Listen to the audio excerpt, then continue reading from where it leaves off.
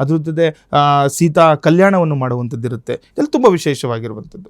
ರಾಮನನ್ನು ನಾವು ಹೊಗಳಬೇಕು ಅಂತಂದರೆ ಅದು ನೋಡಿ, ಒಂದು ನಾವು ಸಾಮಾನ್ಯವಾಗಿ ರಾಮಾಯಣವನ್ನು ಕೇಳುವಾಗ ಅಥವಾ ಅದು ಹರಿಕಥೆಗಳನ್ನು ಕೇಳುವಾಗ ಹೇಳ್ತಾ ಇರ್ತಾರೆ, ರಾಮನ ವರ್ಣನೆ ಮಾಡಲಿಕ್ಕೆ ಪದಗಳೇ ಸಾಲೋದಿಲ್ಲ ಅಂತ.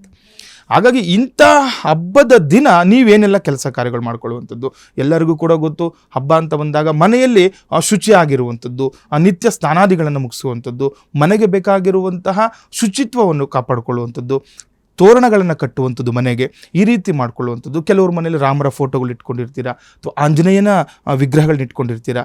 ಆಂಜನೇಯನಿಗೂ ಕೂಡ ನಾವು ಆರಾಧನೆ ಮಾಡುವುದು ತುಂಬ ವಿಶೇಷವಾಗಿರುತ್ತೆ, ಮಾಡ್ಕೊಳ್ಳುವಂಥದ್ದು. ಅದನ್ನೆಲ್ಲ ಮಾಡಿದ ನಂತರ ನೀವು ದೇವಸ್ಥಾನಗಳಿಗೆ ಹೋಗಬೇಕು. ನಿಮ್ಮ ಊರಲ್ಲಿರುವಂತಹ ಆಂಜನೇಯನ ದೇವಸ್ಥಾನ ನೋಡಿ, ಎಲ್ಲಾದರೂ ಎಲ್ಲ ಊರಲ್ಲೂ ರಾಮರಾದರೂ ಇದ್ದೇ ಇರ್ತಾರೆ, ಅಥವಾ ಆಂಜನೇಯ ಸ್ವಾಮಿನಾದರೂ ಇದ್ದೇ ಇರುತ್ತೆ ಅಲ್ವಾ. ಅಥವಾ ಇಲ್ಲ ನಮ್ಮ ಮನೆ ಊರಲ್ಲಿ ಅಕ್ಕಪಕ್ಕದ ಹಳ್ಳಿಯಲ್ಲಾದರೂ ಇದ್ದೇ ಇರುತ್ತೆ, ಅಲ್ಲಿ ಹೋಗಿ ಈ ದಿನ ಹೋದಾಗ ನಿಮ್ಗೇನಾಗುತ್ತೆ, ರಾಮನ ಅನುಗ್ರಹ ಆಗುತ್ತೆ, ಅದ್ರ ಜೊತೆಯಲ್ಲಿ ಏನಾಗುತ್ತೆ, ಆಂಜನೇಯನ ಅನುಗ್ರಹ ಕೂಡ ನಮಗೆ ಆಗುವಂಥದ್ದು.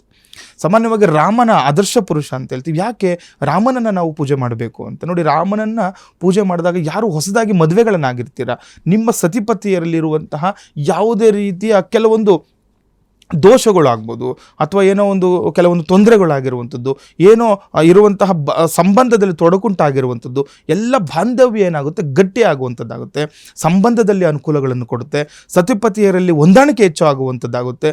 ಪುತ್ರ ಸಂತಾನ ನೋಡಿ, ಮಕ್ಕಳಿಗೆ ನೋಡಿ ನಾವು ಲವಕುಶ ನೋಡ್ತೀವಿ ರಾಮರಿಗೆ, ಆ ರೀತಿ ಸಂತಾನಕ್ಕೆ ಯಾರಾದರೂ ನೋಡ್ತಾ ಇದ್ದರೆ ಸಂತಾನಪ್ರದ ಆಗುವಂಥದ್ದು.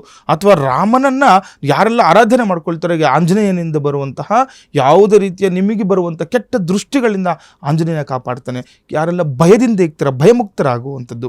ಇದೆಲ್ಲ ಕೂಡ ಶ್ರೀರಾಮನವಮಿಯ ಹಬ್ಬದ ಆಚರಣೆಯಿಂದ ನಮಗೆ ಆಗುವಂತಹ ಒಂದು ಅನುಕೂಲಗಳು ಅಂತ ಹೇಳ್ಕೊಳ್ಬೋದು. ಕೆಲವೊಬ್ಬರು ಏನೋ ನಿಮಗೆ ಆರೋಗ್ಯ ಸಮಸ್ಯೆಗಳಿದೆ ಗುರುಗಳೇ, ತುಂಬ ಆರೋಗ್ಯ ಸಮಸ್ಯೆ ಆಗ್ತಾ ಇರುತ್ತೆ, ಆಂಜನೇಯನ ಅನುಗ್ರಹ ಆಗುತ್ತೆ ನಿಮಗೆ. ರಾಮನ ಹೆಸರು ಹೇಳಿದ್ರೆ ಸಾಕು ಆಂಜನೇಯರ ಪ್ರೀತಿ ಹೊಂತಾನೆ ಅಂತ ನೋಡಿ. ಈ ದಿನ ನೀವೇನು ಮಾಡಬೇಕು, ರಾಮತಾರಕ ಮಂತ್ರಗಳನ್ನು ಜಪ ಮಾಡುವಂಥದ್ದು.